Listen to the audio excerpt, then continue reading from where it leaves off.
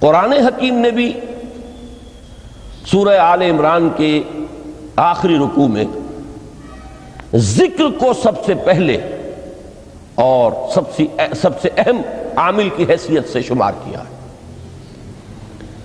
چنانچہ اس کی پہلی آیت جو ہے سورہ آل عمران کے آخری رکوع کی، اس میں تو وہی مضمون جو میں بیان کر چکا وہ آیا ہے، ان فی خلق السماوات والارض واختلاف اللیل والنہار لآیات لأولی الالباب، یقیناً آسمانوں اور زمین کی تخلیق میں اور دن اور رات کے الٹ پھیر میں نشانیاں ہیں ہوش مندوں کے لیے۔ ان کے ذریعے سے انسانی شعور کے اندر وہ معرفت رب اجاگر ہوگی۔ وہ پہلا مرحلہ اس نے طے کر لیا، وہ ڈورمنٹ معرفت اب ایکٹیویٹ ہو گئی۔ اب مزید فکر کا مرحلہ ہے جو اگلی آیت میں آیا ہے، الذین یذکرون اللہ قیاما وقعودا وعلی جنوبہم ویتفکرون فی خلق السماوات والارض ربنا ما خلقت ھذا باطلا سبحانک فقنا عذاب النار۔ یعنی تفکر جو ہے ویتفکرون فی خلق السماوات والارض، وہ تفکر کرتے ہیں، غور و فکر کرتے ہیں آسمان اور زمین کی تخلیق میں، لیکن اس تفکر کے ساتھ لازماً ذکر، اور ذکر مدام، ذکر بھی وہ کہ جو مستقل ہو، ہر حالت میں ہو۔ الذین یذکرون اللہ قیاما وقعودا وعلی جنوبہم، وہ لوگ کہ جو اللہ کو یاد رکھتے ہیں، اللہ کا ذکر کرتے ہیں، کھڑے ہوئے بھی، بیٹھے ہوئے بھی، اور اپنے پہلوؤں کے بل یعنی لیٹے ہوئے بھی۔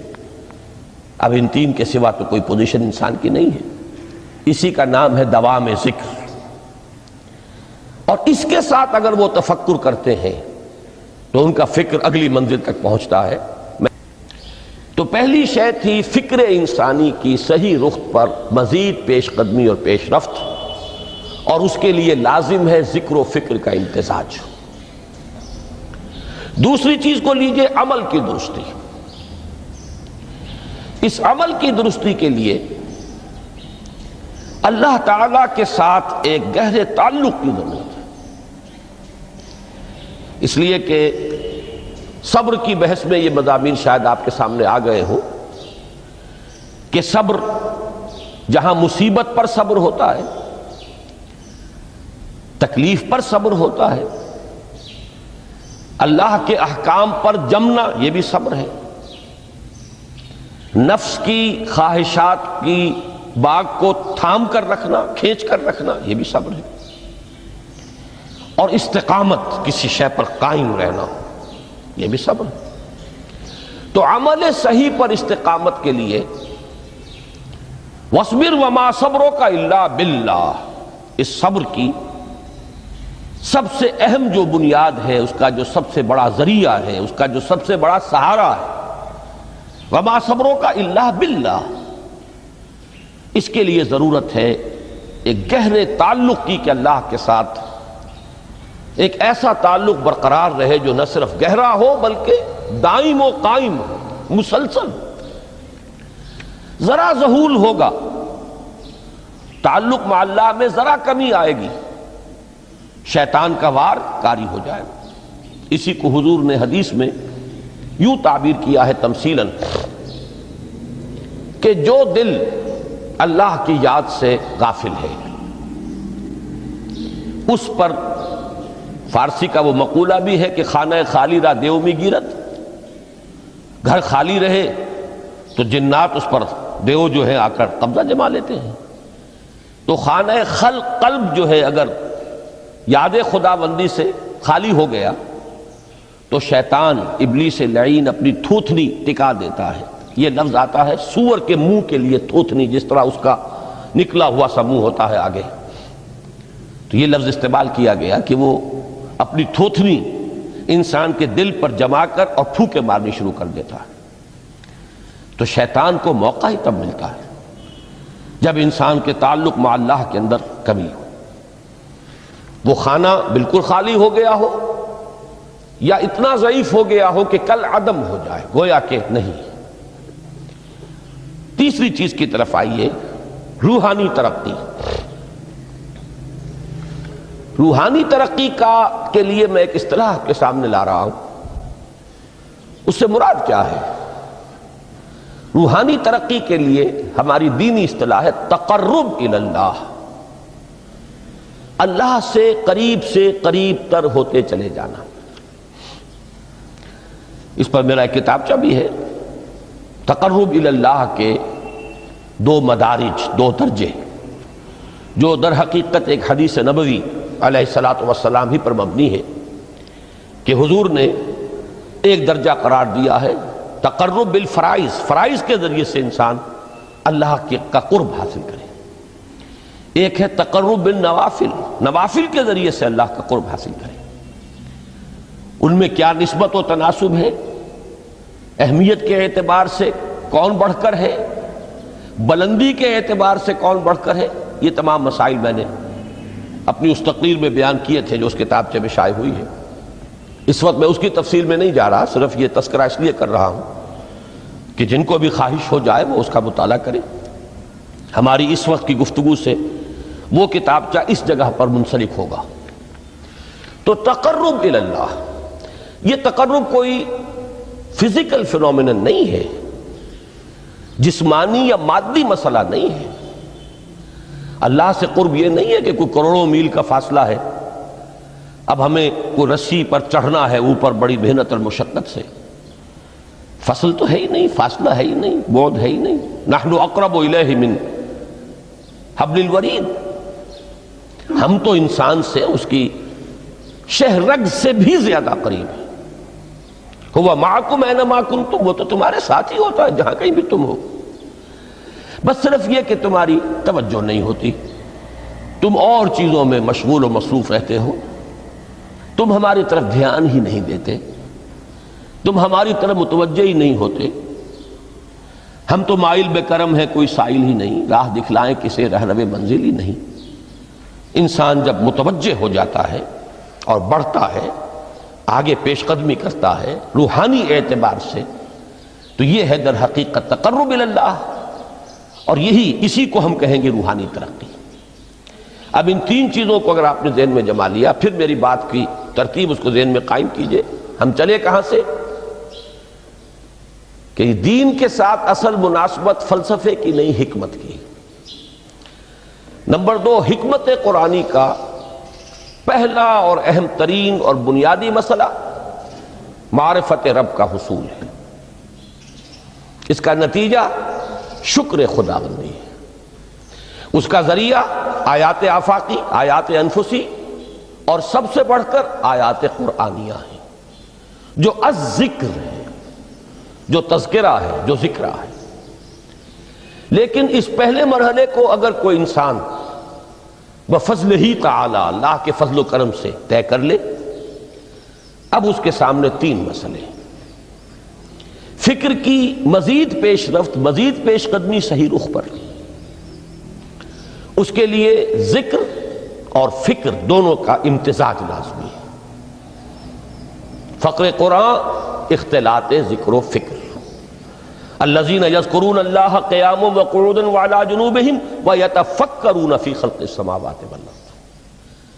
دوسری شے عمل کا درست رہنا، نہ افراط و تفریط ہو، عدم توازن ہو، نہ انسان نفس سے مغلوب ہو جائے، نہ انسان جذبات کی رو میں اندھا ہو جائے، نہ انسان ماحول سے مرعوب ہو کر متاثر ہو جائے، صحیح رخ پر اس کا عمل۔ نمبر 3، روحانی ترقی، جو اصل حاصل ہے، جو اصل مقصود ہے۔ نمبر 2 چیز کے لیے تعلق مع اللہ ضروری، نمبر 3 کے لیے تقرب الی اللہ ضروری۔ اب غور کیجئے، ان تینوں چیزوں کا بڑا گہرا تعلق ہے نماز کے ساتھ۔ ان تینوں کے لیے ستون کی حیثیت نماز کو ہے۔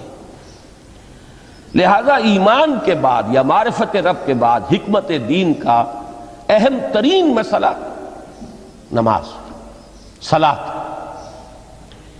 اس لیے کہ ایک طرف یہ انسان کو اللہ کے ساتھ ایک گہرے تعلق کا ذریعہ فراہم کرتی ہے، اپنے تمام مصروفیات میں سے ان مشغولیتوں میں جن میں گم ہونے کا خدشہ ہوتا ہے، نکلو۔ 24 گھنٹے کے معمولات میں سے کم 5 مرتبہ تو لازماً نکلو، اور اپنے آپ کو ذرا، اپنے حواس کو بھی، اپنی باطنی کیفیات کو بھی ذرا تازہ کرو۔ اگر کوئی گندگی، نجاست، کسی طرح کی ناپاکی کا کوئی معاملہ ہے، طہارت حاصل کرو۔ طہارت سے تمہارے اندر روح کو بھی بالیدگی ہوگی، تمہارے حواس بھی تازہ ہوں گے، تم گویا کہ بحیثیت کل تمہاری ہستی چاق و چوبند ہو جائے گی۔ وہ کسل، وہ سستیاں، وہ جو ایک کثافتیں ہوتی ہیں، ان سب سے نجات حاصل کرو، اور اب اپنے رب کے حضور میں کھڑے ہو جاؤ، اس کے ساتھ اپنا عہد بھی تازہ کرو، اس کی اہم صفات کو بھی اپنے ذہن میں پھر مستحضر کرو۔ یہی وجہ ہے، دیکھیے میں نے جو آیات آپ کو شروع میں سنائی تھی، سورہ لقمان کی 2 آیتیں، پہلی آیت میں اس کا ترجمہ کر چکا، دوسری آیت وَلَقَدْ وَإِذْ قَالَ لُقْمَانُ لِابْنِهِ وَهُوَ يَعِظُهُ يَا بُنَيَّ لَا تُشْرِكْ بِاللَّهِ إِنَّ الشِّرْكَ لَظُلْمٌ عَظِيمٌ۔ اس کے بعد درمیان میں کچھ مضمون آ کر پھر وہ آیہ مبارکہ آئی، یا بنی اقیم الصلاۃ وامر بالمعروف وانہ عن المنکر واصبر علی ما اصابک۔ گویا کہ اہم ترین چیز، بنیادی ترین چیز، اللہ کو محض پہچان لینا کافی نہیں ہے، یاد رکھنا ضروری ہے۔ اللہ یاد رہے گا تو فکر صحیح آگے بڑھے گا، اللہ یاد رہے گا اور اس کے ساتھ ایک گہرا تعلق جو ہے برقرار رہے گا تو عمل درست رہے گا۔ بالکل یہی بات سورہ طٰہٰ میں جو پہلی وحی حضرت موسیٰ علیہ السلام پر ہوئی، اور پہلا مخاطبہ ہے، چونکہ حضرت موسیٰ کو یہ انبیاء کرام کے مقدس گروہ میں ایک امتیازی حیثیت حاصل ہے کہ ان سے براہ راست گفتگو ہوئی ہے، اگرچہ صرف ایک پردہ تھا، اوٹ من ورائے حجاب گفتگو ہوئی ہے، لیکن یہ کہ کوئی فرشتے کا درمیانی جو ہے وہ لنک نہیں تھا، براہ راست اللہ تعالیٰ نے حضرت موسیٰ علیہ السلام سے کلام فرمایا۔ کلم اللہ موسیٰ تکلیما، موسیٰ سے تو اللہ نے کلام فرمایا جیسے کہ کلام کیا جاتا ہے۔ تو پہلا مخاطبہ ہے، یہ پہلا مکالمہ ہے، پہلی وحی کہیے، اسی میں یہ الفاظ بھی موجود ہیں، اننی انا اللہ لا الہ الا انا فاعبدنی واقم الصلاۃ لذکری۔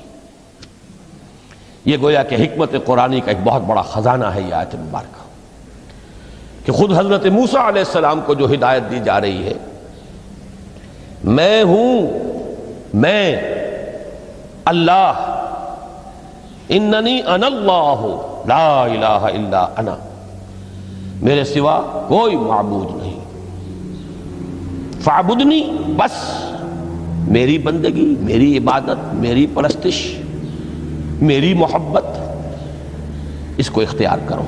وَأَقِمِ الصَّلَاةَ لِذِكْرِي، اور نماز کو قائم رکھو میری یاد کے لیے۔ بلکہ اسی سلسلہ کلام میں آگے چل کر سورہ طٰہٰ میں آتا ہے، کافی گفت و شنید کے بعد جب حضرت موسیٰ نے کچھ معذرت بھی کی، کچھ دعائیں بھی کی، اللہ نے ایک دعا قبول بھی کی کہ ان کے بھائی کو بھی شریک کر دیا، حضرت ہارون کو بھی۔ اس کے بعد پھر جب فرمایا کہ اب جاؤ فرعون کی طرف، تو اس میں فرمایا وَلَا تَنِيَا فِي ذِكْرِي، اور دیکھنا یہ جو عظیم مشن تمہارے کندھے پر آ گیا ہے، بڑا بھاری اور کٹھن ایک فرض ہے جو تم پر عائد ہو گیا ہے، اس کے لیے سب سے بڑی تمہارے پاس جو قوت کا ذریعہ ہے وہ نماز ہے۔ اقیم فلا تنیا عن ذکری، میری یاد میں کبھی غفلت نہ کرنا، اس میں کبھی کوئی کمی نہ آنے دینا۔ جیسا کہ میں نے عرض کیا تھا کہ جیسے ہی وہ تعلق جو ہے کمزور پڑتا ہے یا منقطع ہو جائے معاذ اللہ، تو پھر انسان گویا کہ شیطان کے لیے ایک لقمہ تر بن جاتا ہے۔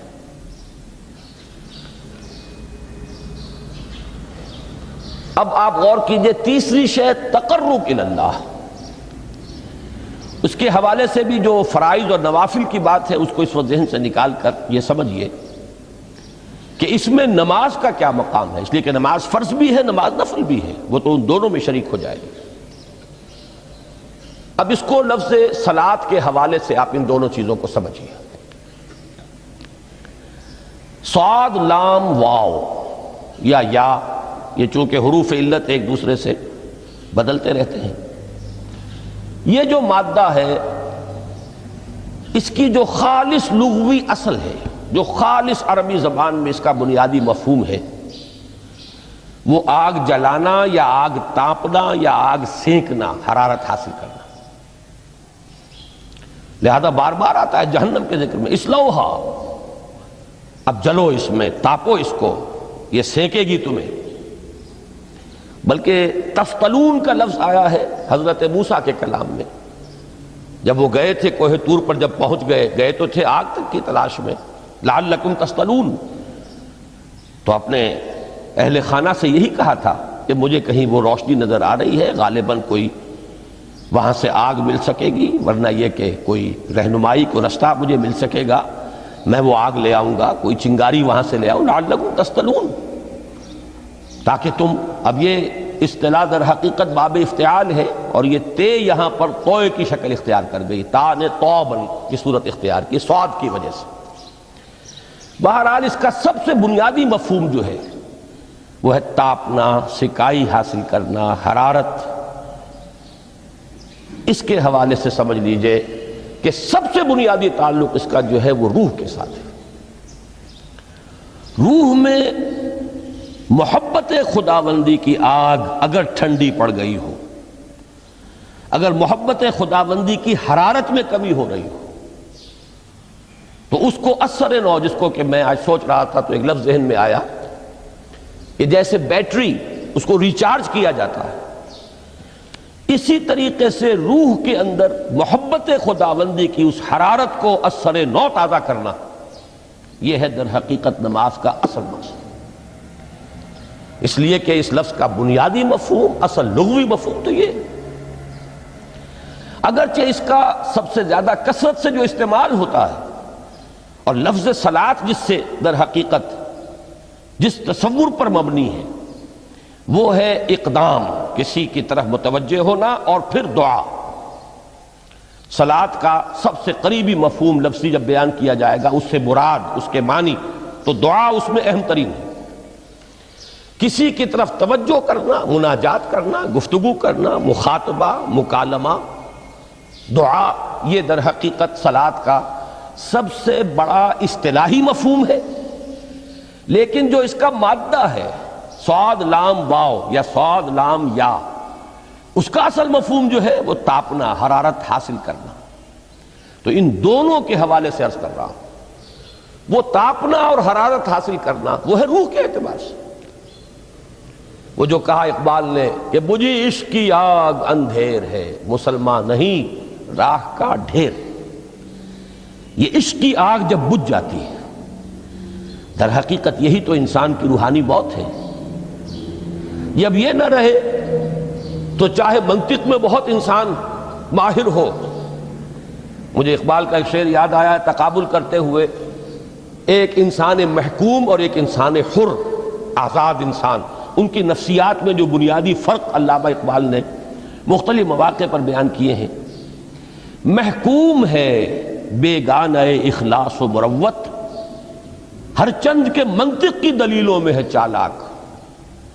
تو منطق کی دلیلوں میں انسان چالاک ہو جائے اور وہ لغت ہائے حجازی کا وہ ایک خزانہ بن جائے، اسے تمام الفاظ کے معنی یاد ہو، وہ بڑے مسائل فقہ کے اسے ازبر ہو، جزیات، بے انتہا جزیات جو ہیں وہ مستحضر ہو، فلسفے کے بڑے بڑے مسئلے اس نے حل کر لیے ہوں، لیکن اگر روح میں وہ اللہ کی محبت کی آگ نہیں ہے، وہ تپش نہیں، بجھی عشق کی آگ اندھیر ہے، مسلمان نہیں راہ کا ڈھیر۔ اسی کے حوالے سے آج مجھے یاد آیا تھا کہ وہ جو بڑی سادہ سی ایک نظم ہے اللہ تعالیٰ سے دعا، یا رب دل مسلم کو وہ زندہ تمنا دے، اس میں بھی جو الفاظ آئے ہیں جو روح کو گرما دے اور قلب کو تڑپا دے، یہ ہے اصل جو مقصود ہے نماز کا۔ اور یہی وہ چیز ہے جیسا کہ میں نے عرض کیا تھا کہ نگاہوں سے اوجھل، یہ پہلو سامنے ہے ہی نہیں، دوسرا پہلو سامنے ہے اور وہ بھی میرے نزدیک بہت اہم ہے، بہت بنیادی ہے، اس میں کوئی شک نہیں، لیکن یہ ہے بلند ترین منزل کہ تقرب الی اللہ، اس کے لیے در حقیقت یہ کس لیے درکار ہے؟ روح کے اندر عشق کی حرارت اور گرمی تازہ ہو جائے۔ بسا اوقات یہ اندر دب جاتی ہے، جیسے انگارہ ہوتا ہے آگ کا، اس کے اوپر خاک اور راکھ آ جاتی ہے، اندر کچھ ہوتی ہے، آگ دبی ہوئی سمجھ، آگ بجھی ہوئی نہ جان، اس دبی ہوئی آگ کو پھر ایک شعلہ بنانا، پھر اس کے اندر ایک حیات تازہ پیدا کرنا، یہ ہے نماز کا اہم ترین اور بلند ترین مقصد۔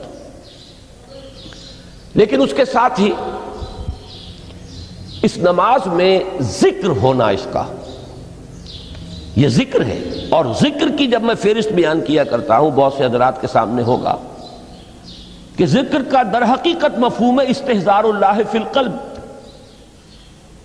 ہمارے ہاں غلطی سے جو ذرائع ذکر ہیں انہیں ذکر قرار دے دیا گیا ہے۔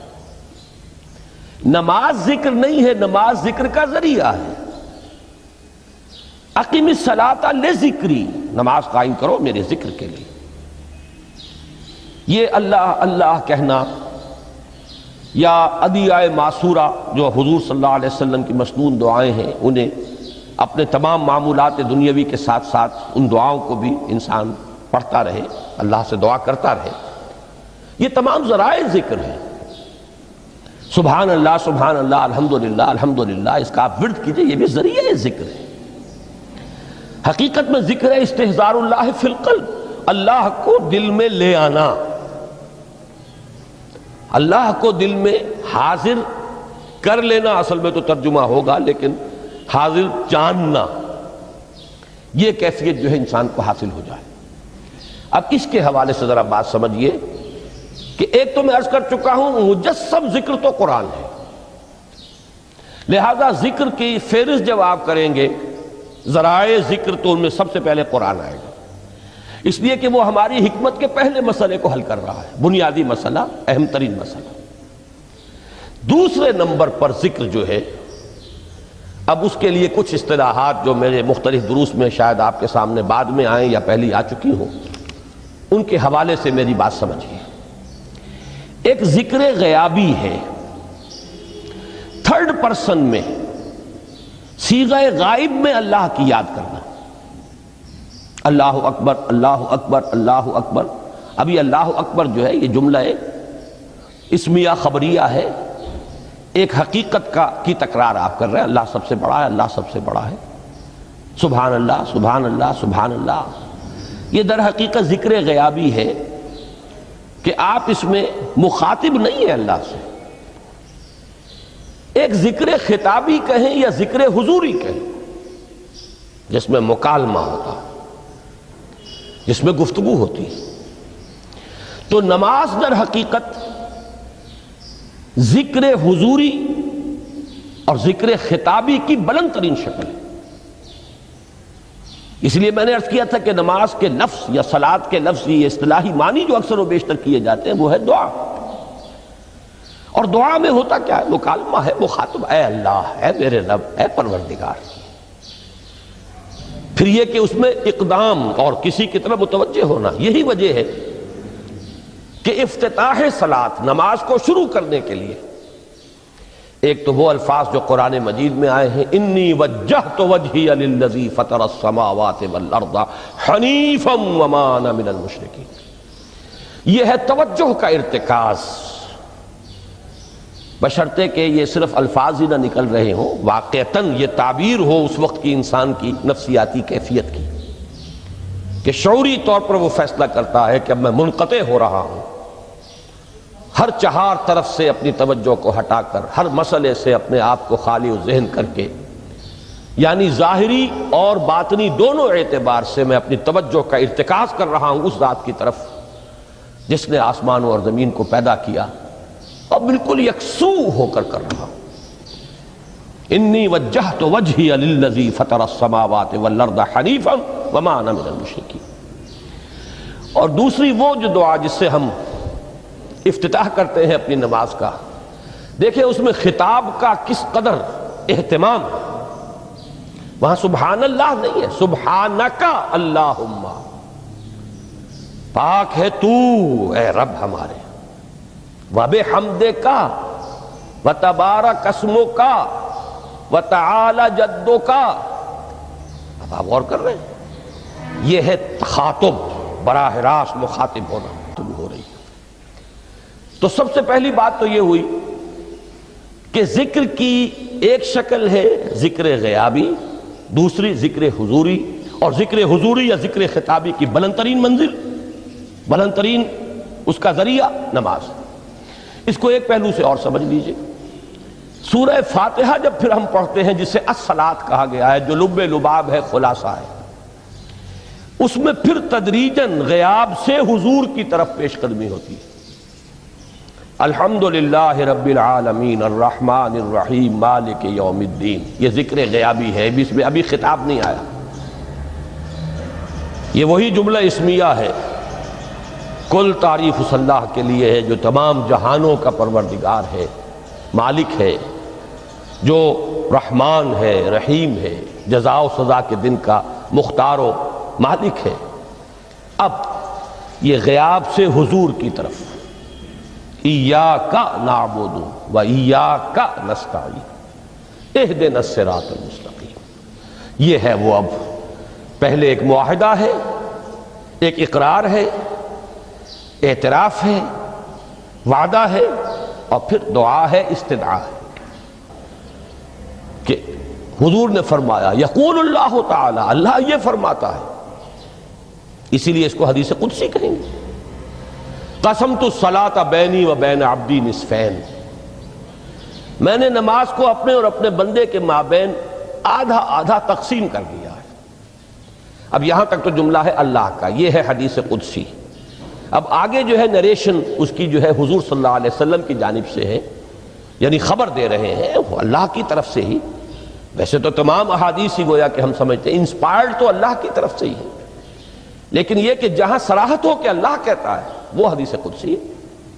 تو یقول اللہ تعالی قسمت الصلاۃ بینی و بین عبدی نصفین، یہاں تک تو حدیث قدسی ہے۔ اب دوسری عام حدیث ہے، اذا قال العبد الحمد للہ رب العالمین یقول اللہ تعالی حمدنی عبدی،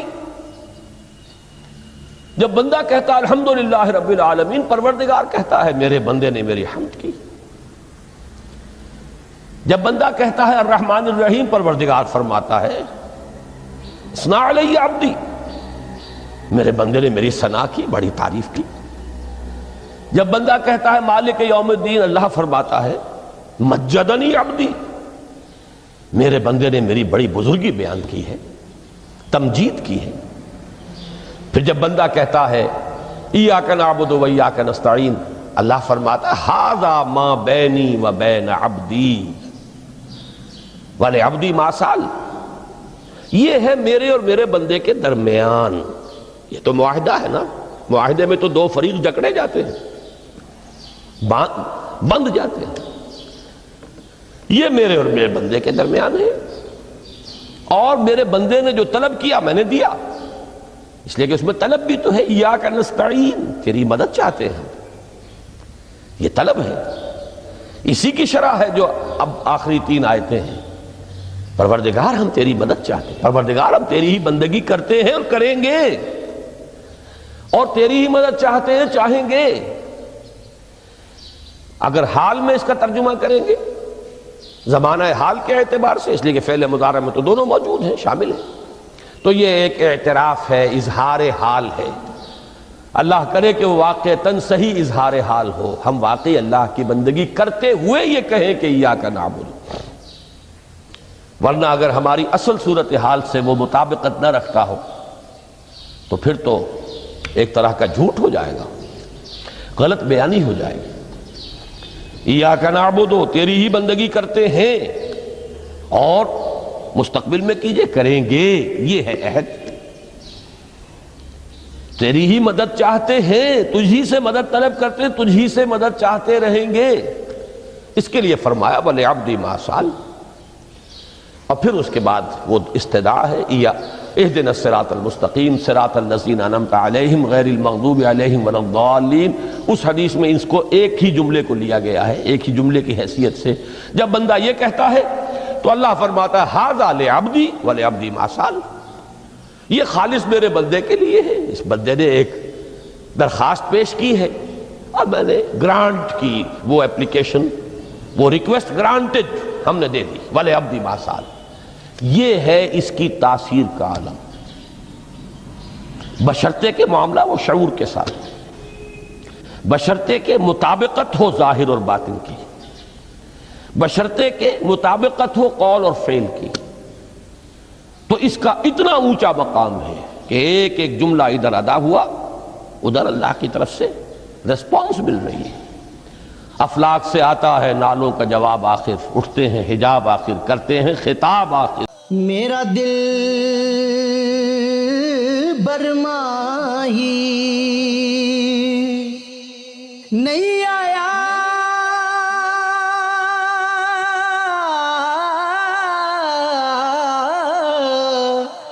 میرا دل برماہی ایویں بولنا جھوٹے آکاں، تو جھوٹا تیرے اوے بول وچ جھوٹے، تینو تاڑی مار اڑا، تو جھوٹا تیرے بول وچ جھوٹے۔